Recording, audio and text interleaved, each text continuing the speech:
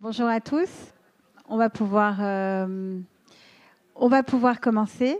Donc, bienvenue dans ce J2 dernier après-midi du festival pour le premier talk.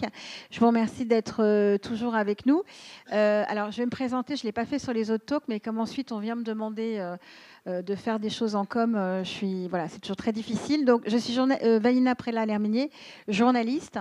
Et donc, c'est moi qui aurai le plaisir d'animer ce talk qui est récurrent pour le festival, puisque le festival a 3 ans et chaque année, nous nous attachons à faire un talk sur l'état de l'art de l'IA en matière de création publicitaire. Ça veut dire où est-ce qu'on en est, comment on l'utilise très concrètement. Alors, c'est ce qu'on disait avec Tiffaine avant de commencer ce talk. Les choses ont énormément changé en très très peu de temps. En matière d'IA, 1 an égale 100 ans, puisque le premier talk, on parlait de déjà animer une image quelques secondes. Je crois que ça n'était quasiment pas faisable. Voilà, 3 ans plus tard, on a beaucoup avancé. Donc, pour parler de cet état des lieux en 2025, on a donc 3 intervenants extrêmement complémentaires. Le premier, c'est Gilles Guéraz. Alors, je ne sais pas si vous le connaissez tous, j'imagine. En tout cas, vous le lisez sûrement. Gilles, il est à la fois réalisateur indépendant, producteur. Il est également formateur, puisqu'il a commencé très, très tôt à mettre les mains dans l'IA et à tester toute la solution. Et moi, je l'ai connu par une newsletter qui a lieu chaque semaine, qui s'appelle Générative, qui nous a envoyé chaque semaine. Et je sais que Tiffaine est d'accord avec moi. C'est de l'or en barre quand on veut connaître la nouveauté en matière d'IA, les nouvelles solutions, les choses à tester. Donc, si vous voulez vous abonner, si vous ne l'êtes pas déjà, c'est le QR code juste derrière moi. Gilles, à vos côtés, Tiffaine. Alors, on vous a effectivement demandé de venir pour un double regard, celui d'agence, puisque vous êtes présidente BETC Full Six, mais aussi pour un regard métier, puisque vous êtes coprésidente de l'atelier IA et innovation à la ACC. Et enfin, troisième expert, Jules, merci d'être avec nous aujourd'hui. Donc pareil, un double regard. On aime bien les doubles ou triples regards sur ce talk. Operating partner du groupe Mantoux, donc pour le côté agence, et également membre du board de différents médias, Combini, Air Story et mon préféré, le Gorafi. Première question, assez simple, tout simplement, puisqu'on pose la même tous les ans. Où en est-on aujourd'hui en termes de maturité? C'est-à-dire que l'IA, on en parle beaucoup, mais concrètement, est-ce qu'elle est beaucoup utilisée aujourd'hui dans les métiers de la création? Je vais laisser Tiffaine lancer la danse. Merci et bonjour à tous.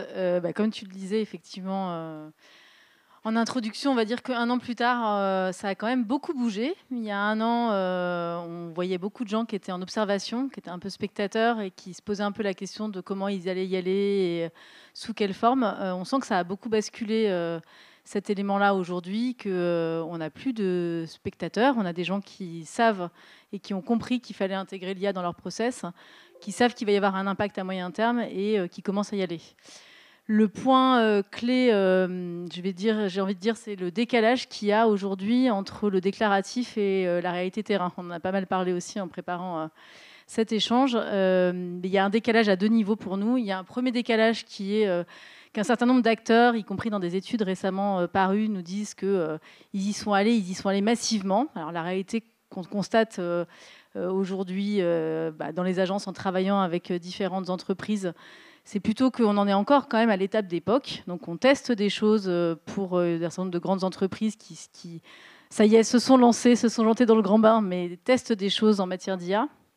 Et puis, d'ailleurs, on en parlait aussi, commence à établir des chartes IA. Donc il y a quand même un certain nombre de grandes entreprises françaises aujourd'hui qui n'ont pas encore de chartes IA très détaillées, posées. Donc ça traduit aussi le fait qu'on est en train de se structurer autour du sujet. Donc ça, c'est le premier décalage, j'ai envie de dire, qui est assez important pour nous tous.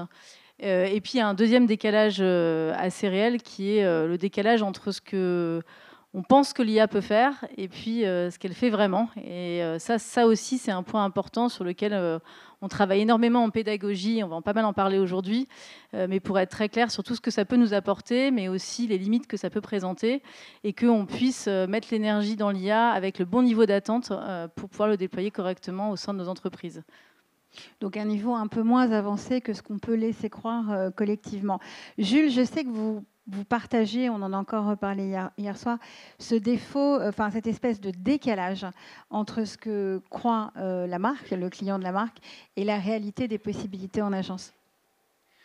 Tout à fait, puisque en fait, ce qu'on a pu remarquer chez nos partenaires et différentes marques annonceurs, c'est que le gain de temps est synonyme pour eux de gain d'argent et donc de temps en moins passé par les ressources créatives, et donc ça va réduire les budgets. Ce qui, sur le court terme, en fait, est erroné, puisque de par la technique nécessaire, de par le paramétrage nécessaire, de par l'éducation nécessaire et la pédagogie à mettre en place, on n'y est pas encore du tout. Sachant que la partie vraiment générative des images est la partie qui commence à avoir la maturité dans le LLM versus en fait ce qu'on a pu faire sur la partie études textuelles précédemment. Oui, ce qu'on disait hier soir dans la dernière séance préparative, c'est que finalement, le temps gagné individuellement pour chaque personne en agence n'est pas un temps qui est gagné collectivement. Ça veut dire que pour l'instant, on perd encore un peu de temps et d'argent dans l'investissement IA si on le fait correctement. Je rappelle les chiffres, hein, mais on se parle beaucoup effectivement de productivité, puisque c'est ce que les acteurs de la tech notamment poussent pour nous encourager tous collectivement à prendre des licences et à s'investir massivement sur le sujet. La réalité aujourd'hui dans les agences, c'est que c'est un investissement. C'est 5 à 15% de notre marge brute qui est remise aujourd'hui dans cette phase que tu décris de tests, d'expérimentation, de licence qu'on prend, qui est, et ça je pense que tout le monde l'a bien en tête, une boucle absolument infinie, puisque je pense que, allez, je vais dire quoi, toutes les 2 semaines, il y a une mise à jour majeure d'un modèle qui nous oblige à refaire des tests, à se réinterroger sur nos choix, éventuellement à reformer nos collaborateurs et à changer notre fusil d'épaule. Donc voilà, c'est ça la réalité aujourd'hui, c'est de l'investissement et beaucoup de temps, quoi. Gilles, en tant que producteur, formateur, votre perception du niveau de maturité des agences aujourd'hui ? Le niveau de maturité des agences, c'est une bonne question. Je pense qu'il est forcément disparate. Vous n'avez pas toutes et tous le même niveau d'adoption de montée en compétences. Et je pense qu'il est aussi lié à l'émergence de certains profils, je ne sais pas si vous appelez les cyborgs ou les...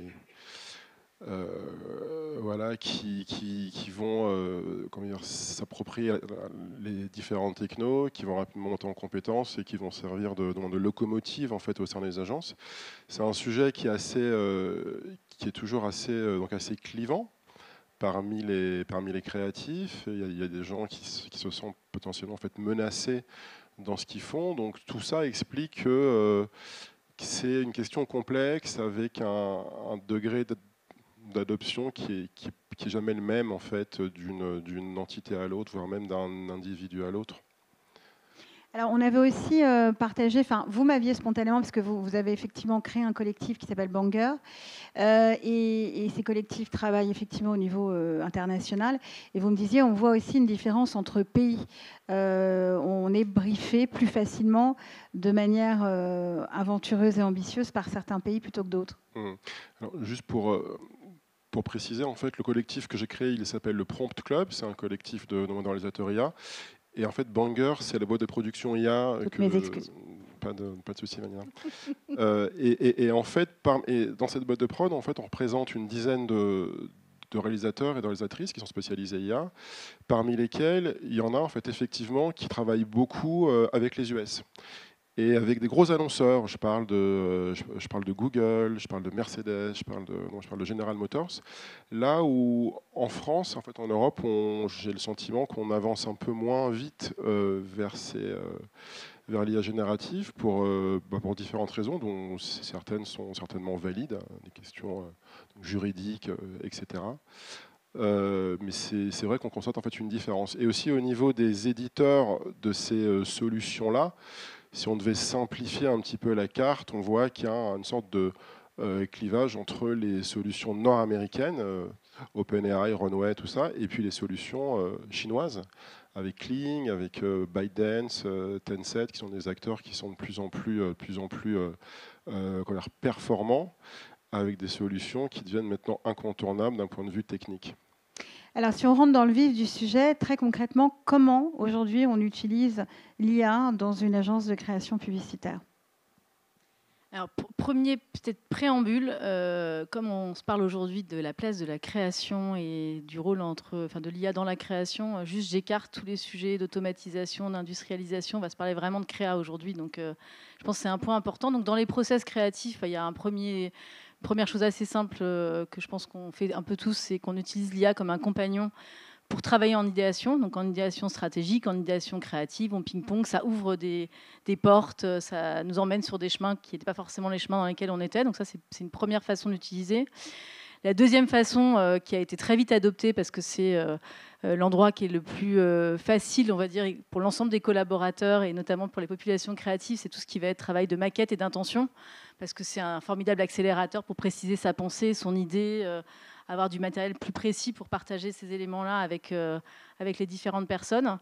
Avec un petit effet pervers, je le dis en passant parce que je trouve ça assez amusant, c'est que du coup, dans la façon dont on travaille, on pourrait penser que c'est un super accélérateur. La réalité, c'est que ça a démultiplié les allers-retours entre les agences et leurs clients, parce que pratiquement on devrait présenter le produit final avant même que le produit final ne soit fait, alors qu'à l'époque on racontait une idée avec des moodboards, etc. Donc ça, c'est le petit effet pervers de l'histoire. Et puis le troisième endroit, et on va pas mal en parler aujourd'hui, qui est génial, c'est, et pour moi c'est vraiment le cœur de ce qui nous excite et je pense qui nous réunit aujourd'hui, c'est qu'en fait ça nous a formidablement libérés, quoi. Ça nous donne un terrain de jeu qui n'a jamais été aussi grand. Il y a des idées dans les agences qui franchissaient pas la porte de l'agence, qu'on censurait et qui n'arrivaient jamais chez les clients parce qu'on disait « Attends, ça, c'est pas faisable techniquement » ou « Ça va coûter trop cher » ou « Ça va être trop long ». Donc, on s'interdisait de même les présenter. Ces idées-là, non seulement on les présente, mais en plus on les produit. Et donc ça, c'est assez génial. Et je pense que c'est l'endroit qui fait qu'on se dit qu'il y a encore beaucoup de choses à faire et que ça va être assez sympa dans les prochaines années. Alors, je vous ai poursuivi toute la semaine pour avoir quelques exemples de campagnes, justement pour montrer concrètement. Je ne sais pas pourquoi on va essayer dans l'autre sens. Voilà, ça y est. Donc, première campagne, vous me disiez que ça pouvait servir à plein de choses. Voilà, on pouvait l'utiliser à plusieurs niveaux créatifs. Ça, c'est une des premières campagnes que vous m'avez envoyées. Alors, j'ai choisi 3 exemples un peu différents, mais pour montrer un peu ce que ça peut permettre d'ouvrir. Et ce premier exemple-là, il est assez intéressant parce que souvent, quand on travaille avec une marque, on travaille ensemble à la définition d'un territoire propriétaire. Et bien souvent, on était assez frustrés en agence parce que, et avec nos copains clients, c'est qu'on ne pouvait pas déployer ce territoire absolument dans l'écosystème comme on aurait voulu parce qu'on était contraint, encore une fois, par des logiques de moyens.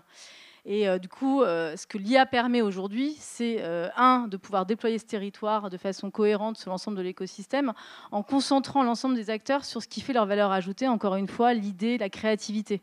Et donc là, dans cet exemple-là, je ne vais pas donner le nom du client, mais parce qu'il y a d'ailleurs pas plein d'autres clients qui l'ont fait aussi. Ce qui est intéressant, c'est qu'on part d'une saga de personnages emblématiques qui sont mis en scène dans un film notamment.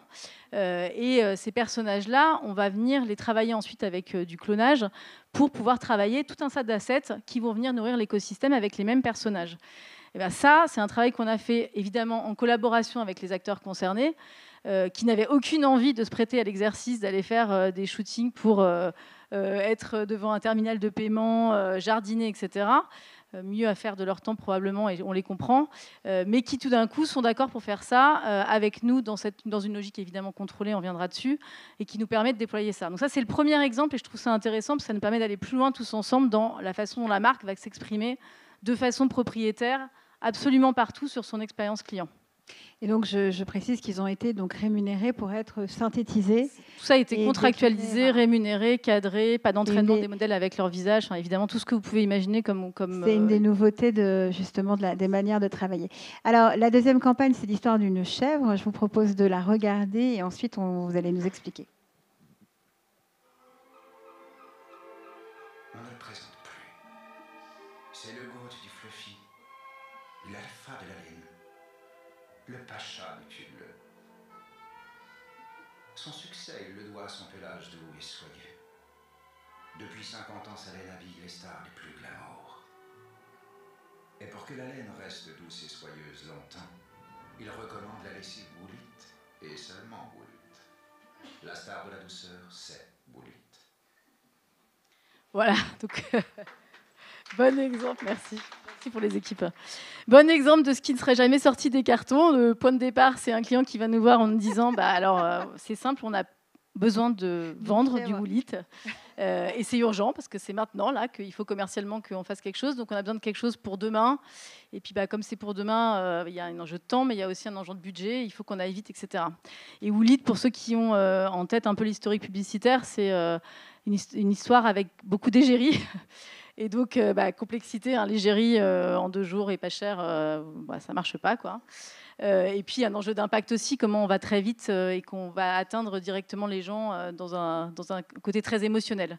Et donc, les créatifs arrivent avec cette idée d'égérie qui est finalement cette fameuse goutte.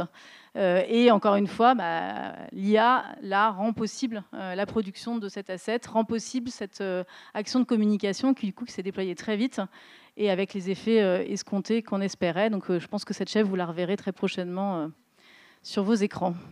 Donc l'IA qui rend possible l'impossible. Et troisième exemple. Et le troisième exemple, alors là, c'est vraiment l'impossible. C'est même pas des idées qui seraient pas sorties de l'agence. C'est même pas des enjeux de production. Géo, c'est un magazine que vous connaissez, je pense tous. Ce qui est important de comprendre, c'est que c'est un magazine évidemment qui est focalisé sur la nature, qui a 2 piliers hyper importants dans sa ligne éditoriale. Le premier, c'est la science. Tout ce qui doit être publié dans Géo doit être effectivement vrai sur un plan scientifique. Et le deuxième, c'est que c'est ce qui s'appelle un picture magazine. Donc il faut des images, il faut des photos. Et du coup, la grosse complexité pour Géo, c'est qu'il y a un certain nombre de sujets qui sont fondamentaux à adresser pour eux, comme la disparition de certaines espèces, notamment à cause de nous tous ici, et qu'ils ne pouvaient pas adresser dans leur magazine parce qu'ils n'avaient pas d'image pour illustrer ces sujets-là. Et donc, on a travaillé avec eux sur ce numéro spécial qui est sorti en août sur faune sauvage, et on a travaillé à faire revivre 5 espèces qui étaient disparues avant que la photographie n'ait pu capter leur image. Et on l'a fait avec les scientifiques qui, eux, avaient documenté l'ensemble des informations qu'ils ont pu évidemment collecter sur ces espèces-là pour, en entraînant un modèle d'image, produire des images réalistes, véridiques, réelles, si je peux dire, grâce à l'intelligence artificielle. Et ça, c'était un défi pour nous hyper intéressant, évidemment, d'un point de vue créatif. On revient à la créativité sur cette histoire, et qui nous a permis aussi de corriger des petites choses. Par exemple, le dodo que vous voyez là, à gauche, là, il est assez maltraité dans l'imaginaire collectif, et quand vous regardez cet animal, vous regarderez par curiosité, en fait, souvent on le picture de manière beaucoup plus grosse qu'il ne l'est en réalité. Donc voilà, le dodo a retrouvé sa silhouette d'origine. Et sa dignité. Grâce à l'IA. Donc Jules, autre exemple d'agence, chez Bantou, c'est pareil, vous me disiez que l'IA était... c'est pour ça que vous êtes avec nous d'ailleurs aujourd'hui. L'IA a été infiltrée dans beaucoup d'étapes et beaucoup de métiers. Vous avez 3 pôles, je crois que les 3 pôles travaillent avec. Exactement. Enfin, je rebondis sur ce que dit Tiffaine et je fais une analogie avec en fait le monde aujourd'hui du streaming et les plateformes Prime, Netflix, etc. Avant, vous avez besoin de regarder la télé le soir. Vous ne posiez pas la question, vous zappiez entre vos chaînes ou vous mettiez un DVD. Là maintenant, il y a tellement une multitude de contenus sur une multitude de plateformes qu'en fait, vous avez du mal à choisir. Et d'ailleurs, il y a un chiffre qui est assez probant. C'est avant, on mettait exactement 3 minutes 45 pour savoir ce qu'on regardait le soir. Désormais, en fait, on passe 11 minutes en moyenne en France. Et donc, en fait, dans la créativité boostée par l'IA, c'est ce qui va se passer en fait d'un point de vue de l'annonceur et de l'agence. On va demander à l'agence d'utiliser sa créativité, sa création d'empathie, puisque l'humain en fait sera toujours le meilleur pour créer de l'empathie et créer des émotions. Par contre, on va demander à la machine de rendre l'impossible possible et surtout de créer au final tout ce qui était avant pour nous agence, pas boîte de production, véritablement l'imaginaire que l'on veut donner en termes de concept. Donc nous, en fait, chez Mantou, c'est vrai qu'on a 3 pôles qui sont le print, donc l'édition pure, où là, c'est vraiment de la déclinaison, sans parler d'automatisation.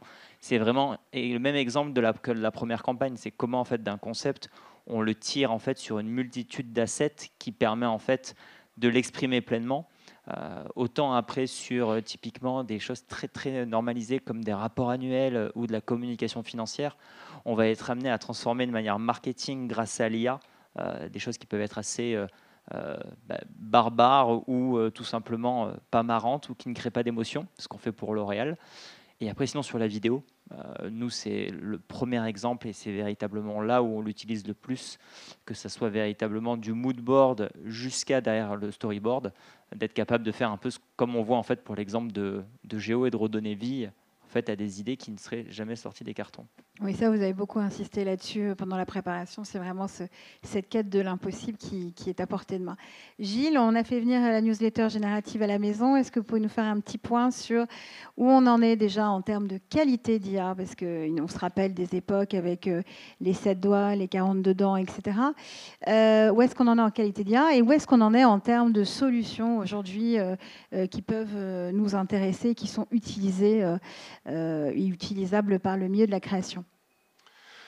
Alors aujourd'hui, on peut dire qu'avec la génération d'IA, on a atteint un stade qu'on peut qualifier de photoréaliste dans la majorité des cas, avec la particularité que l'IA générative, c'est un très très bon outil pour générer des contenus, mais c'est pas un très bon outil de précision.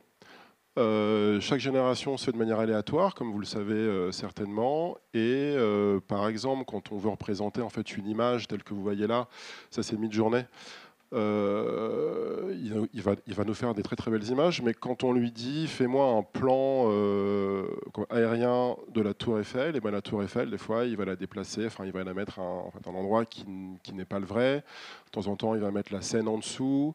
Voilà, donc on a toujours ces limitations-là qui sont pas encore totalement résolues, et je pense toute la partie d'incruster des produits, clients, tout ça, comment est-ce qu'on le respecte.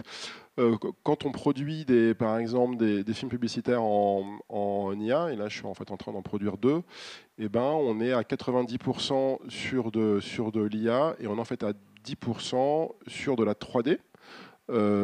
Pour les visuels produits, pour les respecter parfaitement. Pour la vidéo, en fait, on a beaucoup progressé. C'est vrai qu'on l'évoquait tout à l'heure ensemble.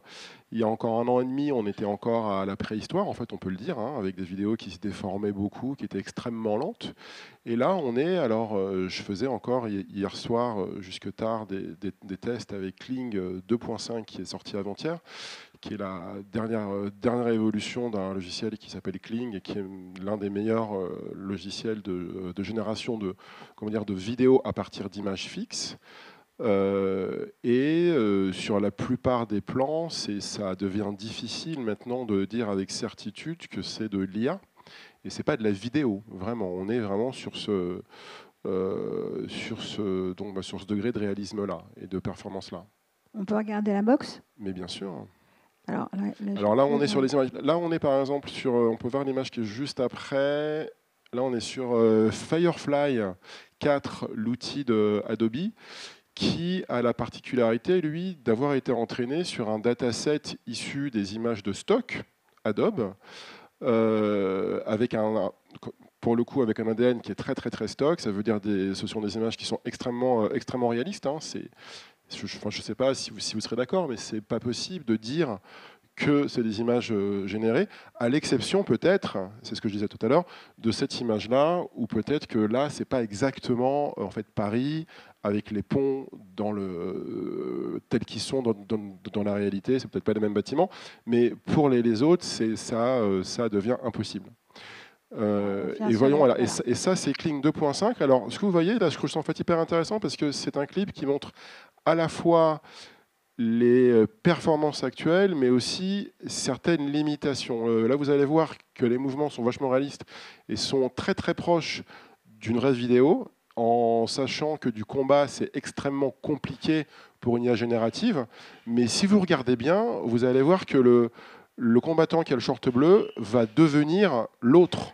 Ça veut dire que voilà, il y a en fait un morphing qui s'opère, qu'on ne contrôle pas, bien sûr, parce que c'est une génération aléatoire, mais qu'au niveau des mouvements, on est à 90% de ce à quoi aurait pu ressembler une véritable vidéo.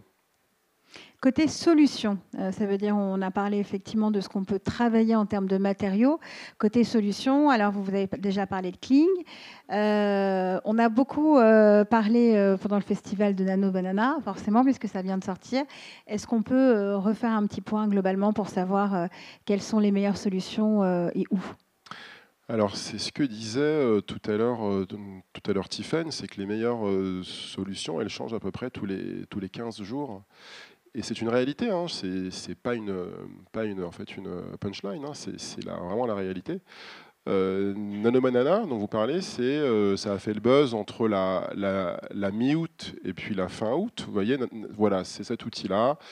Vous pouvez prendre différentes images, par exemple, issues d'un mood board, et en faire une image mise en scène, compositée. Et c'est des outils qui dessinent un peu en fait, le futur de la création d'images. Ça veut dire qu'on va bientôt s'affranchir de la couche technique, par exemple, celle d'un logiciel comme par exemple Photoshop. Ce sera bientôt plus nécessaire de le maîtriser. Il suffira de prompter dans un langage parfaitement simple. Hein. Je pense que le prompting, c'est un truc qui va rapidement être totalement démystifié en disant mets le personnage ici, tu l'appuies sur la moto, tu mets le truc en l'air et puis voilà. Et Nanobanana, donc, qui est sorti mi-août, et c'est déjà fait un petit peu en fait dépasser par un outil chinois qui s'appelle Seedream 4. Et voilà, donc ça c'est vraiment pour parler de la frénésie de parution. Moi j'ai l'impression qu'on est au sommet d'une courbe de hype qui est savamment entretenue par les éditeurs parce que tout le monde en parle et que ça excite les gens et ça fait rentrer de l'argent.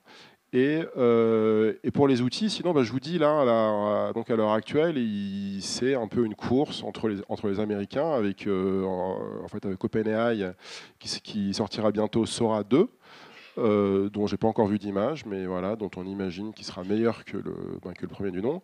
Le 1 qui est un peu déçu. Voilà, Google qui a même beaucoup déçu.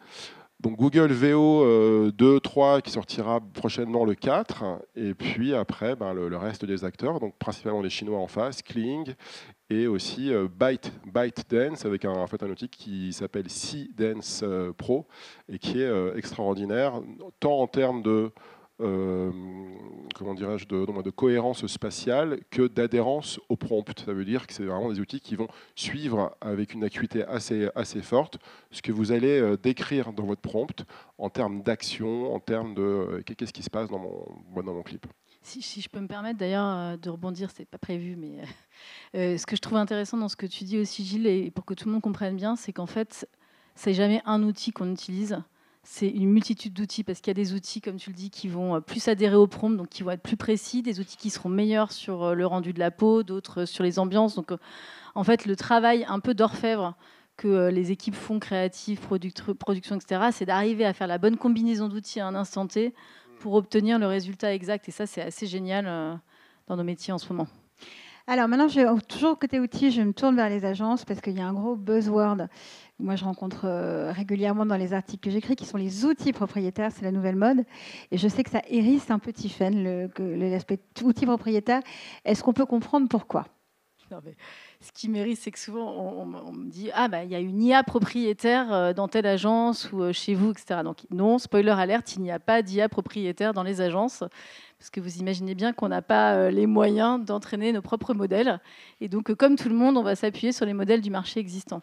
Ce qu'on crée, c'est des surcouches, des modèles agentiques qui vont nous permettre effectivement de faire appel aux différents modèles pour venir travailler les objets dont on a besoin de travailler.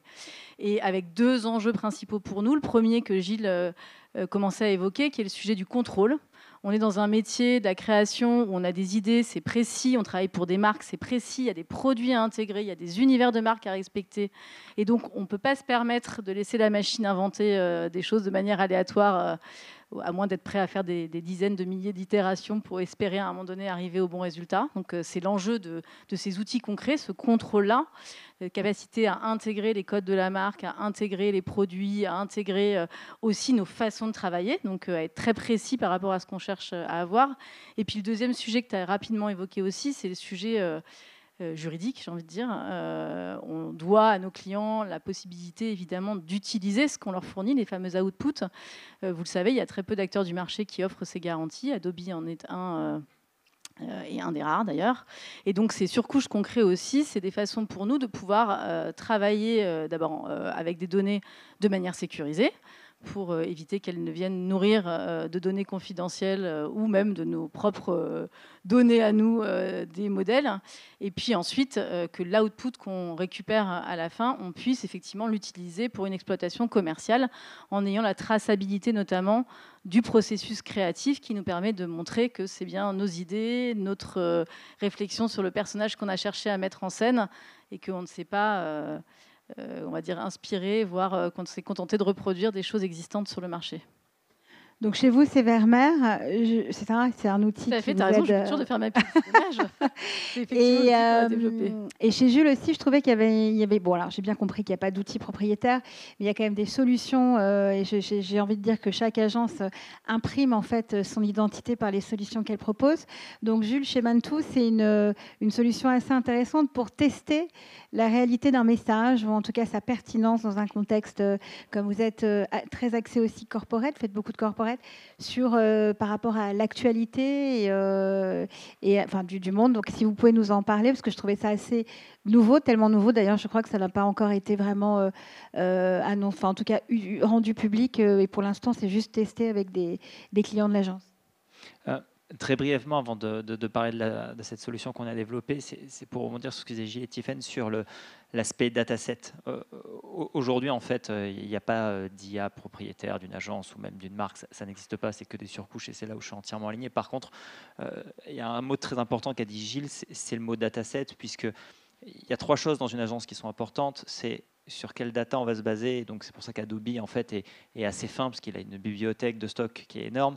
Pourquoi ByteDance avec TikTok en gros sont assez fins dans la création, c'est parce qu'ils ont de la data en plus et qu'ils ont une compréhension au final de ce qui engage et ce qui marche qui est beaucoup plus profonde. Donc l'aspect dataset et les data qu'on va utiliser sont hyper importantes. Les brand books, de par le fait qu'on soit agence et qu'on travaille sur les marques et sur comment est composée une marque, on arrive à mieux indiquer à la machine. Et après à la fin, le caractère aléatoire que mentionnait Gilles. Aujourd'hui, en fait, la machine crée selon son désir et on peut lui demander 3 fois la même chose, elle va sortir 3 fois une image différente. Donc il y a la finesse et le caractère artistique de l'humain qui doit ressortir. Nous, de notre côté, en fait, ce qu'on a décidé de faire, c'est on ne voulait pas réinventer la roue, par contre, on voulait exploiter quelque chose qui n'est pas aujourd'hui très bien exploité, qui sont les matinales radio et télé. Aujourd'hui, il n'y a aucune intelligence artificielle, en fait, qui va chercher en fait de l'information au sein de ces supports-là. Donc nous on transfère en fait toutes ces matinales en fait radio et télé tous les matins en speech to text avec le sentiment d'analyse de qu'est-ce qui révolte, qu'est-ce qui plaît pas, sur quoi en fait les différentes personnes se battent. Plus on rajoute après derrière ça une surcouche de l'ensemble du gouvernement, l'ensemble des députés, l'ensemble des sénateurs, le top voice LinkedIn et les executive committee de tout le cas Call Tradable. Nous, c'est ça notre dataset pour tester quelque chose qui est très simple, c'est comment est-ce qu'un message de communication sur un temps donné peut plaire, pas plaire, quels sont les contre-arguments et surtout quels sentiments vous allez créer, quels sentiments vous allez générer. Parce que le message de com, la stratégie, on peut en faire des milliers, il y a des milliers de stratégies qui peuvent gagner. Par contre, comment savoir générer une émotion, que ce soit en fait de la colère, de l'approbation ou sinon en fait véritablement du gain, c'est beaucoup plus compliqué. Alors maintenant, du coup, on l'a déjà évoqué, mais le sujet juridique, on en est où? C'est pareil. Alors non, ça évolue pas tellement au niveau juridique. Hein. Ça n'a pas tellement évolué, pour le coup, sur la dernière année. Vous le savez, il y a l'European AI Act qui est mis en application progressivement. Donc l'année prochaine, en 2026, on va évoluer sur le fait de labelliser les contenus et de dire quand ils ont été générés avec de l'IA. Donc c'est un des chantiers, notamment où la HCC s'investit beaucoup pour pouvoir définir ensemble comment on va normer, standardiser cette labellisation. Après, pour le reste, j'ai envie de dire, et c'est ce qu'on dit aussi beaucoup à nos équipes, il y a une réglementation, et heureusement, qui existe déjà, qui, sur la propriété intellectuelle, sur le droit d'auteur, sur l'utilisation de la donnée. Cette réglementation, elle existe et elle protège en tout cas un certain nombre de personnes. Donc après, il y a effectivement des acteurs aujourd'hui qui ne respectent pas ces réglementations et donc qui s'exposent à des poursuites. Mais la réglementation, elle existe aujourd'hui et c'est important quand même qu'on se le redise. Donc ça, c'est clé pour moi. Oui, y compris des vieilles réglementations, entre guillemets, comme le RGPD, enfin des choses plein de choses qui réglementent aujourd'hui l'utilisation de la donnée, notamment le clonage. Exactement. Après, l'enjeu, aujourd'hui, c'est l'exploitation commerciale et on revient là-dessus, effectivement. L'enjeu, c'est comment je peux exploiter commercialement. Donc ça, il y a un trou aujourd'hui sur un certain nombre d'outils d'IA. Et encore une fois, c'est là où, effectivement, des outils qu'on crée comme Vermeer Fermer chez nous et d'autres outils dans les autres agences, permet d'apporter cette sécurité juridique et de contourner le sujet aujourd'hui en justifiant la propriété des idées. Et Adobe, qui, donc, comme on le disait tout à l'heure, promet effectivement un set de données totalement vierge de tout litige. Jules, comment vous traitez ce sujet au niveau, par rapport aux créas que vous pouvez sortir? Comment ça se passe? Par de la finesse et par énormément de précautions. Enfin, je reviens sur cette notion de dataset. Nous, en fait, on contraint énormément en fait, les IA, non pas pour contraindre en fait, le processus créatif, mais pour essayer de l'encadrer autant que faire se peut. On se base aussi sur énormément de bases de données publiques. On a la chance en fait, que Meta publie 100% des campagnes de publicité qui sont sur son réseau. Donc aussi, on se base sur beaucoup d'assets en fait, de Meta pour bien vérifier, nous, dans tous nos assets publicitaires, est-ce que en fait, ce type de campagne ou ce type de visuel-là a déjà été utilisé. On le fait sur Google, mais non pas sur la majorité des visuels. Mais nous, c'est plus par du contrôle en fait, et par justement une couche d'IA qu'on rajoute pour aller vérifier. Et par défaut de l'exclusion. Vous me disiez, quand je travaille une campagne, j'exclus tous les visuels que je peux trouver du concurrent pour éviter... Concurrents et sectoriels pour faire en sorte... Enfin, aujourd'hui, en fait, si on devait le faire, c'est ce qui se faisait à la main. Avant, véritablement, les planner strat étaient dédiés également à ce travail-là, qui était de dire, attention, en fait, dans tout le processus créatif, il ne faut pas que vous alliez sur telle piste, telle piste et telle piste. Et si je peux juste en fait, ajouter un point complémentaire à ce que vient de dire Jules, c'est qu'en France, c'est le degré d'intervention créative humaine qui prime sur les créations IA. Et du coup, ce que disent là-dessus les avocats spécialisés sur ces questions-là, c'est que pour pouvoir revendiquer une propriété intellectuelle sur une image qui a été générée, il faut l'avoir modifié de l'ordre de 30 à 40%. Donc c'est un chiffre qui est peut-être un petit peu abstrait, mais en tout cas, ça donne vraiment la quantité de modifications qu'il faudrait y apporter. Et alors, chose intéressante, c'est qu'on peut la modifier avec ou sans l'IA. On peut faire de l'in-painting, ça veut dire faire la modification à l'intérieur d'une image avec des prompts, ou alors à l'extérieur d'une image, pour faire de l'out-painting, ou alors le faire à la main, et changer la colorimétrie, changer le format, changer des éléments de l'image. Et là, on entre. Voilà. Et puis, bien sûr, ne pas citer dans son prompt en aucun cas des artistes dont l'œuvre est protégée ou des marques déposées, et ne pas utiliser des images de référence aussi copyrightées. Voilà. Et là, on peut être... en tout cas, en fait, on peut se protéger juridiquement en faisant des images commerciales. Alors, l'IA questionne au niveau juridique, mais elle questionne aussi beaucoup, on le sait, au niveau éthique. Il y a beaucoup de débats actuels sur l'IA et l'éthique. Comment il faut prendre ce sujet en main au sein des agences? La question qu'on pose, en tout cas dans les agences et au travers du travail qu'on fait à la HACC, c'est un peu la question des générations futures. Et donc, ça se pose à 3 niveaux. Il y a un premier niveau qui est environnemental. On parlait beaucoup de l'entraînement des modèles. Je pense que ce n'est pas le sujet aujourd'hui. Le sujet, c'est l'usage exponentiel qu'on est en train de faire de l'IA, qui vient pomper l'énergie et qui va être un vrai sujet de société environnementale. Donc il y a un premier travail qui est notre responsabilité à tous, qui est vraiment un travail de sensibilisation de nos équipes, des gens avec qui on travaille, de nos enfants au passage, sur l'impact de l'IA, comme l'impact du numérique d'ailleurs, qui est complètement perdu de vue parce qu'on pense à l'aérien, mais le numérique est plus important en impact que l'aérien. Donc comment on sensibilise les gens à l'usage qu'ils font de l'IA aujourd'hui, comment on les force, ou en tout cas on les invite à se poser la question de est-ce que j'ai vraiment besoin de l'IA pour faire ça, pour écrire ce mail, pour prompter une énième image d'une tasse de café. J'utilise souvent cet exemple posé sur une table de bistrot, alors qu'il y en a des centaines de milliers qui existent déjà et qui ont déjà été créés. Donc ça, je pense que c'est le premier sujet et qui est facile finalement à mettre en œuvre, sensibiliser, comprendre ce qui se cache derrière l'IA sur un plan environnemental et puis questionner nos usages. Le deuxième, c'est un sujet social, on ne va pas se le cacher, on en discutait aussi, évidemment, qu'il va y avoir une mutation des métiers. On le sait, il y a des métiers qui vont disparaître, il y en a d'autres qui vont être créés. Ce n'est pas la première révolution à laquelle on fait face dans nos métiers et de manière générale aujourd'hui. À un niveau macro, on pense qu'appuyer sur les précédentes grosses révolutions, que l'emploi devrait être préservé. L'enjeu, c'est comment on accompagne la transformation des métiers, comment on fait que les gens qui vont avoir un métier qui va être impacté directement et disparaître, comment on fait évoluer leurs compétences.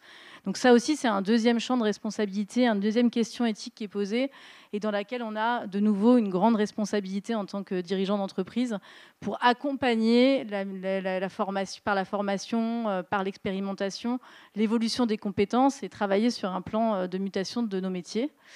Et le troisième sujet, il est sociétal. Alors, je vais le poser sous forme de question parce que je pense que chacun aura une réponse différente sur le sujet. Mais la grosse question qu'on se pose, nous, en tant qu'agence qui produisons et qui contribuons à produire des milliers, voire des millions de contenus chaque année, qui participons à cet océan de contenus dont on se parle pas mal, c'est quel monde on a envie, quelle représentation du monde, par quelle représentation du monde on a envie que les générations futures découvrent le monde. Et l'image que j'utilise vachement avec mes équipes notamment et dans les différentes interventions que je peux faire, c'est celle d'un animal qui s'appelle l'okapi, que peut-être certains d'entre vous connaissent, qui est un animal en fait qui est très difficile à photographier dans son milieu naturel, donc il y a finalement peu d'images qui existent. Et aujourd'hui, malheureusement, cet animal, il y a des milliers d'images en IA qui existent sur les internets et qui ont dépassé la somme d'images réelles. Et donc je pense qu'il y a aussi un questionnement, une responsabilité qu'il faut que collectivement on endosse et qu'on se questionne sur le sujet dans jusqu'où on va dans cette production d'images synthétiques et de contenus synthétiques pour quand même permettre aux gens de découvrir le monde par des images peut-être réelles. C'est une vraie question. Jules, vous avez ces mêmes questionnements. Oui, de la même manière, ce qui change par rapport aux autres transformations, et en l'occurrence la transformation digitale qu'on a pu vivre, c'est la violence et la rapidité à laquelle elle va. Donc, auparavant, on a quand même eu le temps, même si la transformation digitale a pu faire certains dégâts, mais on a eu le temps de créer des métiers, de les former, pas sans douleur, mais on a eu le temps. Là, en fait, on n'a pas le temps. Et c'est là où on voit les différences en fait entre les pays, que disait Gilles. C'est parce que sans faire en fait du friends bashing, dans tous les cas, on est assez lent dans nos modèles éducatifs en fait à prendre les devants et à créer en fait de nouveaux supports de formation. Aux États-Unis, à partir du moment où en fait une révolution est créée, ils ne se posent pas la question si c'est vrai ou si c'est faux ou si le modèle éducatif est bon, ils forment. Et en fait, je pense qu'on va vraiment se retrouver dans cette dualité entre vraiment, alors je remets ça au fait au niveau de la nation. Donc, il y aura des nations en fait qui seront IA powered, IA assisted et pas IA du tout, donc dit artisanal ou archaïque bientôt. Et je pense qu'en fait on sera obligé, et ça passera uniquement par l'éducation. C'est ce que je disais Tiffaine, c'est formation, éducation et pédagogie en fait au niveau des jeunes générations. Sans ça, en fait, je pense qu'on ne parviendra pas à avoir une éthique fiable, et surtout, je pense que personne n'est capable de dire aujourd'hui si dans 20 ans un profil en fait de junior DA existera encore, ou est-ce qu'en fait il y aura véritablement plutôt un prompteur en fait artistique qui sera là, ou ça sera un censeur, ou ça sera un modérateur, tellement en fait on génère d'images et qu'il y aura plus ce côté-là en fait créatif. Ça sera le modérateur et un data analyst capable de valider que les émotions sont bonnes ou pas bonnes par rapport à des simulations. Oui, c'est ce qu'on disait juste avant le démarrage de la table ronde, c'est qu'on ne sait absolument pas où on va. D'autres défis Et bon après-midi. D'autres défis, vous me parliez, Jules, voilà, vous me disiez il y a un autre défi important, c'est effectivement à court terme le discount de la créativité, parce qu'on l'a abordé en début de table ronde, on pense que la création vaut moins cher, et puis un sujet d'organisation. C'est bon, je les ai dit du coup. Non, vous voulez commenter parce qu'on avait parlé de ça? Non, moi le sujet qui m'obsède le plus en fait, c'est véritablement comment créer de l'engagement et comment créer de l'empathie en fait. Et je pense qu'aujourd'hui en fait le caractère humain qui va être nécessaire en fait derrière l'IA et derrière en fait ces LLM, ces agents et toutes les technologies et les datasets en fait qu'on intégrera au sein de ces LLM là, ça sera le caractère humain et sa capacité en fait à savoir en fait comment générer des jeux de mots, comment générer des émotions, comment en fait gérer en fait véritablement des différents comportements, parce que la machine aujourd'hui elle ne sait pas gérer des comportements. Tiffaine, d'autres défis, donc on a parlé de celui de la formation initiale et continue. Ça veut dire aujourd'hui, vous me disiez qu'on n'a plus forcément, comme on fait monter les jeunes plus vite et qui font autre chose dans les agences, ils ne sont plus forcément formés pour faire ce qu'on attend d'eux là, aujourd'hui, demain, après-demain. Et puis un risque d'infobésité aussi, je vous laisse développer. La formation des jeunes, je vais vous dire, c'est même le sujet de l'emploi des jeunes qui se pose dans nos agences, si je le dis de manière un peu plus brutale, sans faire peur à personne, mais j'y vais. Parce que au-delà des enjeux de formation de ces jeunes populations, l'IA, on en attend tous des gains de productivité. Alors pas les 30 ou 40% que certains racontent, parce que je pense que là, on est dans le domaine du fantasme, en tout cas sur des métiers de la création, où, comme tu le disais, il y a vraiment des enjeux quand même encore humains, d'empathie, d'idées stratégiques, de prise en compte du contexte, etc. Mais il y a une réalité qui est que ça va nous accélérer et ça va nous permettre à terme de dégager des gains de productivité. La réalité, c'est que c'est souvent sur des tâches que je vais qualifier à faible valeur ajoutée, donc des tâches de recherche initiale, des tâches de compte-rendu, des tâches, quelques exemples comme ça, de maquettes à l'époque aussi. Et c'est des tâches que jusqu'à présent, on donnait à des juniors pour leur permettre de rentrer dans le métier, de comprendre les tenants et aboutissants du métier et de commencer à se former pour ensuite se senioriser dans le métier. Ces tâches-là, si on veut rendre la productivité, il va falloir qu'on les confie à l'IA. Donc on n'aura plus nos juniors pour les faire. Et donc ça pose la question d'un modèle. Comment, évidemment qu'on va avoir besoin de juniors, donc évidemment qu'on va avoir besoin de faire rentrer des talents chez nous pour les former, pour qu'ils remplacent ceux qui partiront de nos agences.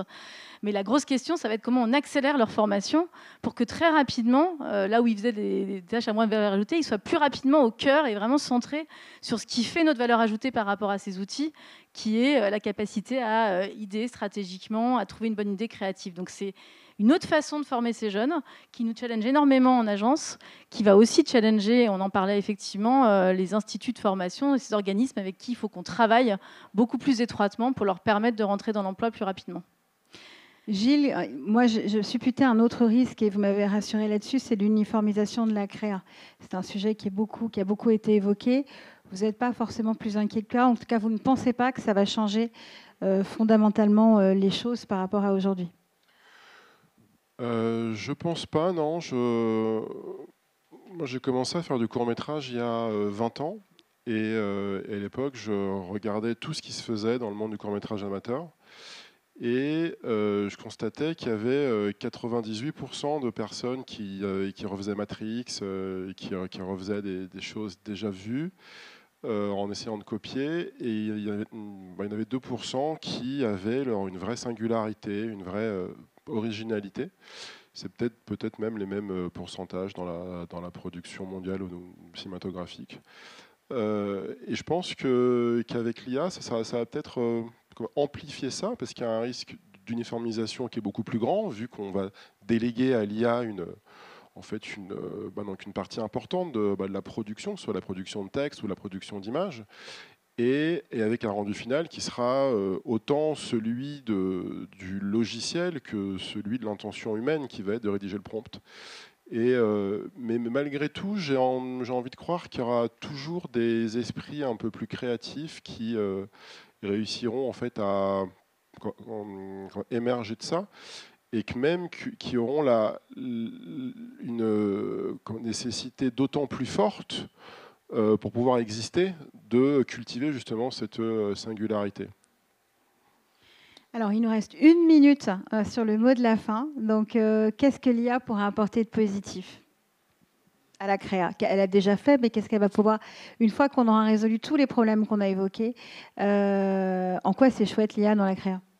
Eh bien, si on évite ce risque d'infobésité et de continuer à surcharger les gens avec des contenus qui ne leur servent pas, qui génèrent une crise de l'attention, puis comme on est dans la semaine de la santé mentale, j'ai envie de dire, qui aboutit à des problèmes de santé mentale quand même. Donc si on évite cet écueil-là, je pense que l'IA est vraiment une super bonne nouvelle pour nous, parce que ça nous recentre sur ce qui fait la valeur ajoutée de nos métiers, c'est-à-dire, comme tu le disais, l'idée, la création, ce qui va émerger, ce qui va se différencier. Et la deuxième bonne nouvelle, parce qu'on va quand même finir sur cette touche positive, après être passé par des étapes peut-être moins positives, c'est que ça va nous permettre de libérer cette créativité, puisqu'on va pouvoir faire et rendre possible beaucoup plus de choses que ce qu'on pouvait par le passé. Donc, normalement, on devrait avoir beaucoup plus de belles productions dans les années à venir, on l'espère. Gilles ? Comme Tiffaine, je pense qu'on aura beaucoup plus de volume de production inintéressante, production de flux sur les différents réseaux sociaux, trucs assez conformes. Et puis on aura aussi des gens qui vont l'utiliser pour élargir le champ des possibles. Moi, il y a vraiment un terme que j'aime beaucoup avec l'IA, c'est le terme d'augmentation. Et moi, j'ai vraiment le sentiment, lorsque j'utilise tous les jours ChatGPT, d'être augmenté dans mes possibilités, dans ma réflexion, dans mes capacités, dans ma productivité. Et avec les outils de créativité, j'ai l'impression de pouvoir faire des choses que j'aurais jamais pu faire sans. Mardi, on avait une projection avec le Prom Club chez L'Oréal. Et comme j'étais hyper à la bourre, j'ai passé tout mon week-end à faire un film en fait que j'aurais jamais pu faire sans le lire. Et c'est des choses. Alors c'est un film qui est loin d'être parfait, et je pense qu'il n'est pas du tout en fait aux normes d'un point de vue production professionnelle. Mais en tout cas, ça m'a permis de créer en y prenant du plaisir. Et voilà. Donc pour moi, l'IA, c'est ça. C'est un élargissement du champ des possibles avec une accélération de ces mêmes possibles. Et Jules, vous avez le dernier mot de la fin. Tout a été dit, mais en fait, c'est surtout plus de créa. On laisse le temps aux experts, aux artistes et aux personnes expérimentées de passer du temps en fait sur ce qui compte et qui est de ce sentiment créatif qui pour moi me plaît énormément, de l'accélération. En fait, on a tous dit ça, mais en fait, en termes d'accélération, en termes de production, créer un court-métrage, ne serait-ce que de mobiliser une équipe de prod, on ne le mobilise même pas en un week-end. Et là, on sort un film, quelle que soit la qualité de l'output, ça ne serait jamais arrivé auparavant. Donc, une accélération des possibles. Et après, je pense en 3 qu'on est au tout début. Si là-dessus, on suit la loi de Newton, si l'accélération de l'innovation est multipliée par 2 tous les 6 mois, vu les claques qu'on vient de se prendre, le prompt va être simplifié et la question sera en fait, du coup, qu'est-ce qui fera la différence plus tard? Et je pense que de plus en plus, ça sera la finesse et l'expertise métier et ce qu'on dira justement à la machine qui fera la différence. Voilà, c'était le mot de la fin. Merci pour votre attention et merci pour votre participation. Merci. Dans quelques minutes, un talk sur les artistes IA et la création publicitaire dans la salle d'à côté.